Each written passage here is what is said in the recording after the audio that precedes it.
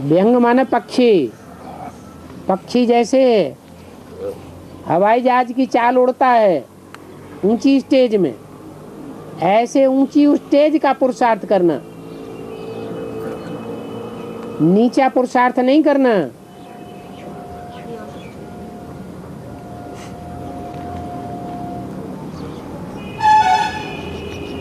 और महानदी का बिहार में मान्यता क्या है? महानदी वो भी भारत बंगाल की खाड़ी से होता हुआ भारत महासागर में मिलती है। इतना लंबा लंबा प्रश्न नहीं दिया जाता है। पूछो। प्रश्न आया, पहले जगदम्बा को निश्चय होगा या ब्रह्मा बाबा को निश्चय होगा? किसको पहले निश्चय होगा? मुरली में तो बता दिया है। वास्तव में ये ब्रह्मा तुम्हारी जगदम्बा है, परंतु तन पुरुष का है। इसलिए कन्या माताओं के चार्ज में पुरुष तन को नहीं रखा जा सकता। इसलिए फिलहाल थोड़े टाइम के लिए ओम राधे मम्मा को निमित्त बनाए दिया जगदम्बा के रूप में। तो वास्तव में जगदम्बा कौन है? ओम राधे मम्मा जगदम्बा है। यह एडवांस पार्टी में शरीर से प्रत्यक्ष होने वाली जगदम्बा है। यह शरीर से प्रत्यक्ष होने वाली एडवांस पार्टी में जगदम्बा डब्बा है, और उस डब्बे के अंदर पार्ट बजाने वाली ब्रह्मा की सोल जगदम्बा है। कौन है जगदम्बा? अम्बा का मुख्य पार्ट क्या है? जगत की अम्बा किसको कहा जाए?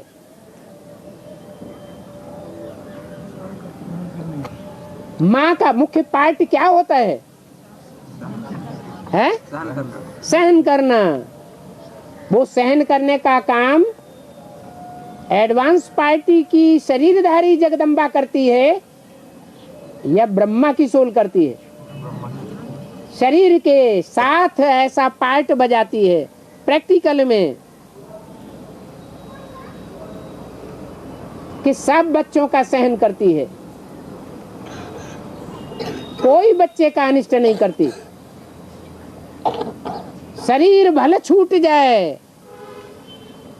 हार्ट फेल हो जाए,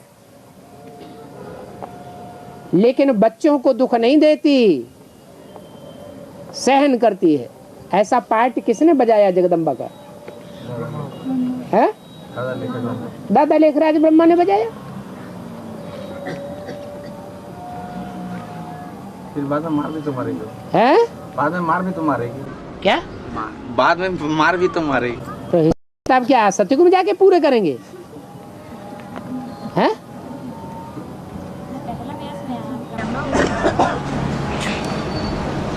पहला व्यास रचने वाला ब्रह्मा होगा। पहले पहले शास्त्र वेद हैं, उपनिषद हैं, ब्राह्मण हैं, आरण्यक हैं, पुराण हैं, क्या है? और वेद कहाँ से निकले? है ब्रह्मा के मुख से निकले।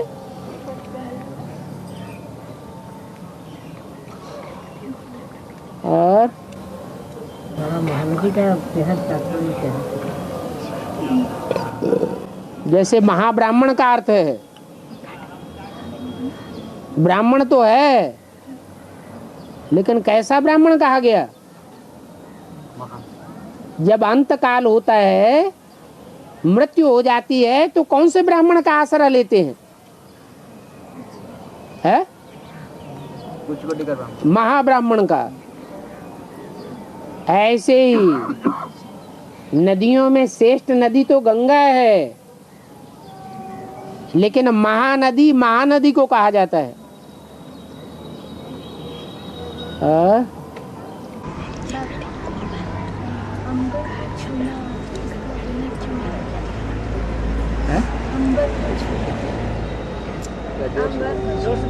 अंबर माने आकाश। छूना। अंबर को छूना माने आकाश को छूना, ऊंची स्टेज को छूना। आदमशुमारी। है आदमशुमारी। आदम आदमशुमारी। आदमशुमारी माने गणना, जो जनगणना की जाती है। दुनिया में कितने मनुष्य हैं, इस देश में हिंदुस्तान में कितने मनुष्य हैं, राउरकेला में मनुष्यों की गिनती क्या है, उसको कहते हैं जनगणना। जन माने मनुष्य, गणना माने गिनती। बाबा बेहद में आदमखोर कोई होते हैं। है आदमखोर। आदमखोर उन्हें कहते हैं जो आदमी को खा जाते हैं। आदमी कहा जाता है मनुष्य को, मनुष्य कहा जाता है ब्रह्मा की औलाद, मनन चिंतन मंथन करने वाले को। ऐसे ऐसे राक्षस राक्षसियां हैं जो मनन चिंतन मंथन करने वाले धंधे वाले हैं मनुष्य, उनको खा जाते हैं, उनको कहते हैं आदमखोर। बाबा एक चिंतन चला था कि एडवांस पार्टी का कार्य तब तक संपन्न नहीं हो सकता जब तक ब्रह्मा वाली आत्मा अपने को गीता का भगवान ना माने। जब तक वो नहीं मानते कि शिव शंकर भोलेनाथ सच्ची गीता का भगवान है, तब तक एडवांस पार्टी का कार्य संपन्न नहीं हो सकता है।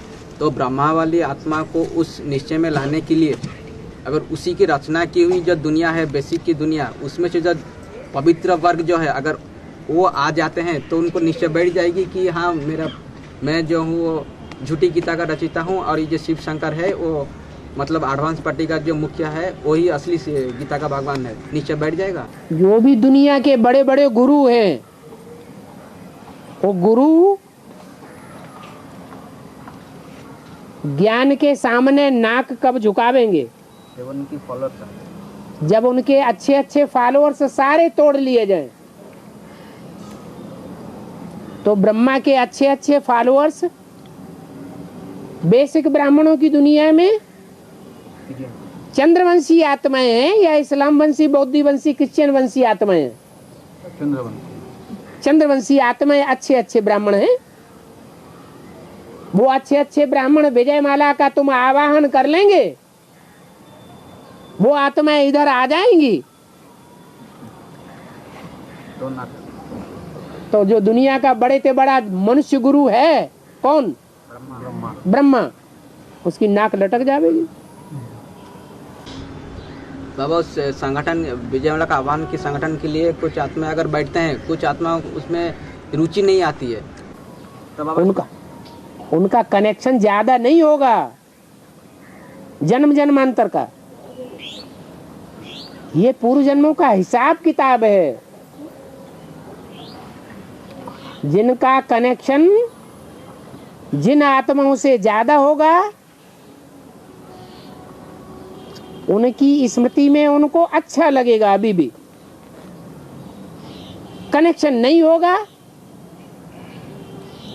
तो अच्छा नहीं लगेगा। बता अभी की दुनिया में बाबा का सबसे बड़ा श्रीमत हो गया विजयमाला का आह्वान करना, जिससे ये एडवांस पार्टी का कार्य रुका हुआ है। ठीक है बाबा, और एक वार्तालाप में पॉइंट आया था कि जिन आत्माओं का 63 जन्म राम वाली आत्मा के साथ कनेक्शन रहेगा, वो अगर एक बार भी देख लेगा, अपने पिता के रूप में स्वीकार कर लिया, तो उससे वो स्मृति कभी जाएगी नहीं।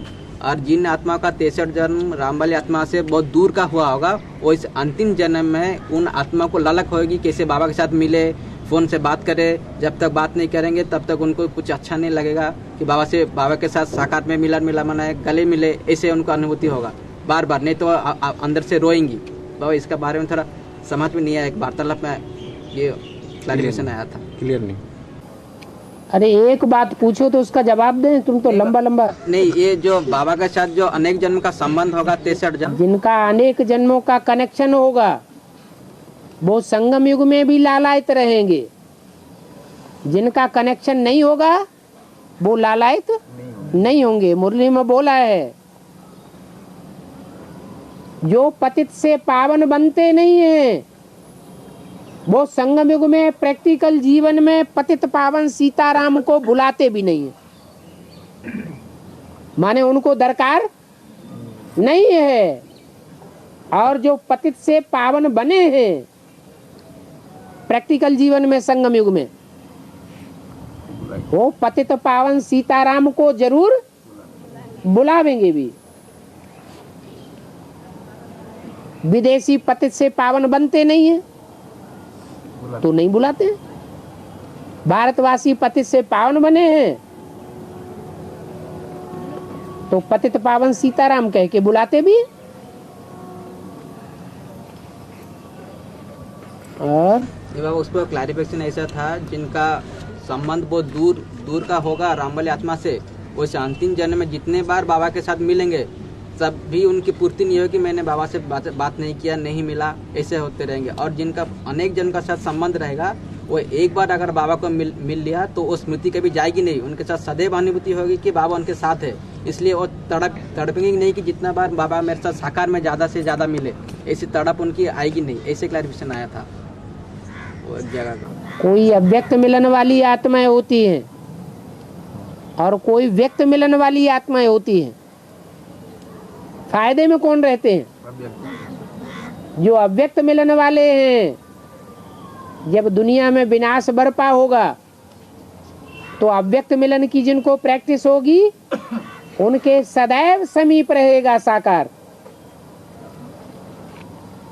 साकार में जैसे सामने खड़ा हुआ है ऐसे अनुभूति होगी।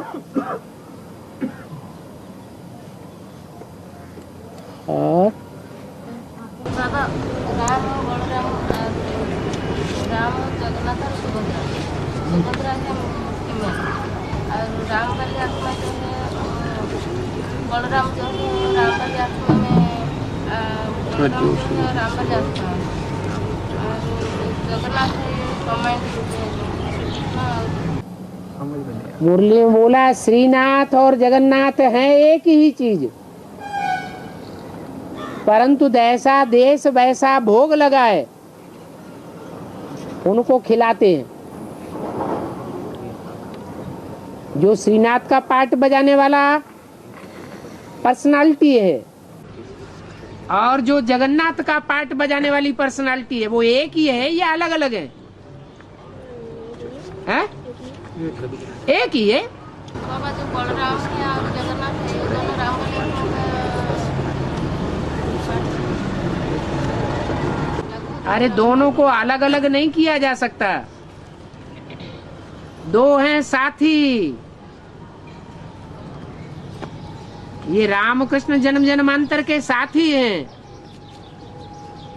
अभी भी बाबा ने बोला तुम बाप दादा को अलग अलग करेंगे वो फिर एक हो जाएंगे।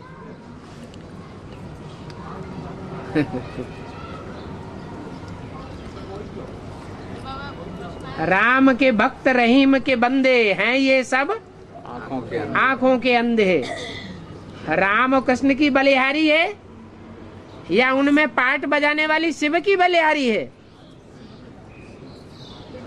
ब्रह्मा में सहन शक्ति का पाठ किसने बजाया?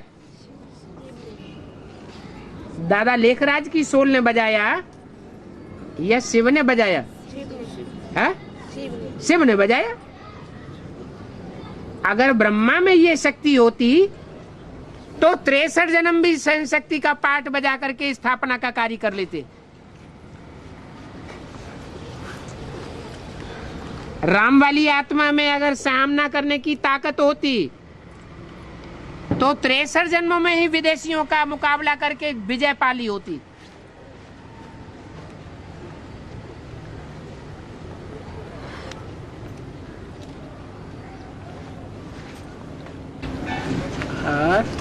तो महाविनाश होगा चंद्रमा से एक हिस्सा टूटकर है? जब महाविनाश होगा चंद्रमा से एक हिस्सा टूटकर प्रशांत महासागर बन जाता है। चंद्रमा से एक हिस्सा टूट गया। वो बोले तो उल्टा बोल दिया। वो बोले कि जब महाविनाश होगा चंद्रमा का एक हिस्सा टूटकर प्रशांत महासागर बन जाता है। चंद्रमा ही खलास हो जाता है। चंद्रमा तो उससे बनता है।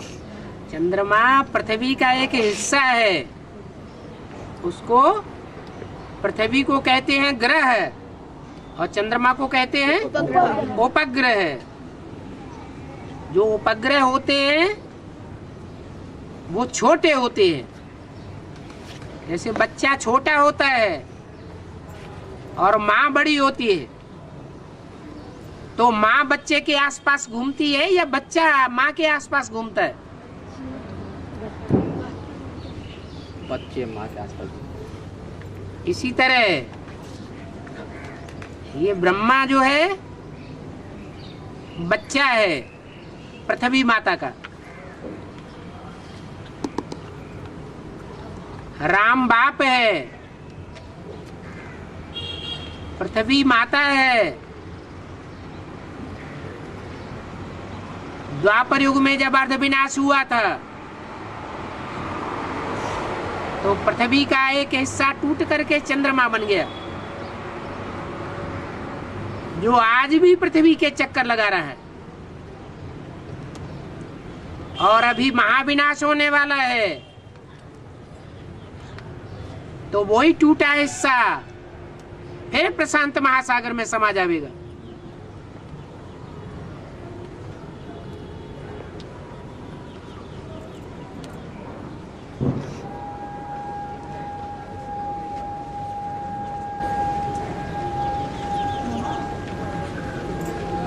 योग माना लगन और प्रीत। लगन का अर्थ क्या है बाबा?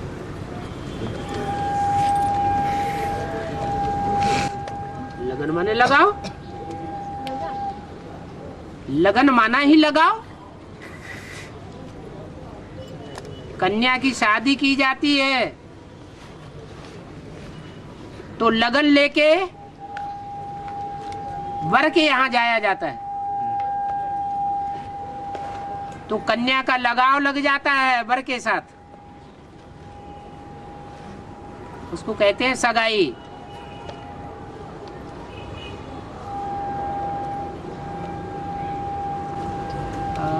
बाबा क्लास में छोटे छोटे बच्चे आते हैं, कितनी उम्र के बच्चे का नाम रजिस्टर में लिखना चाहिए? क्योंकि बच्चे जो होते हैं क्लास में तो बैठे रहते हैं, परंतु चंचल बुद्धि होने के कारण ज्ञान को तो कुछ समझते नहीं, इधर उधर देखते रहते हैं। तो सिर्फ संख्या बढ़ाना ठीक है? जो बच्चे शांत होकर के सुनते हैं, याद में बैठते हैं, वो बच्चा बुद्धि नहीं है, वो चंचलता करते हैं, वो बच्चा बुद्धि है। तो वो जो शांत होकर लिखते हैं उनको, उनका रजिस्टर में नाम लिखना तो सही होगा? हाँ जी, हाँ जी। क्योंकि चलो।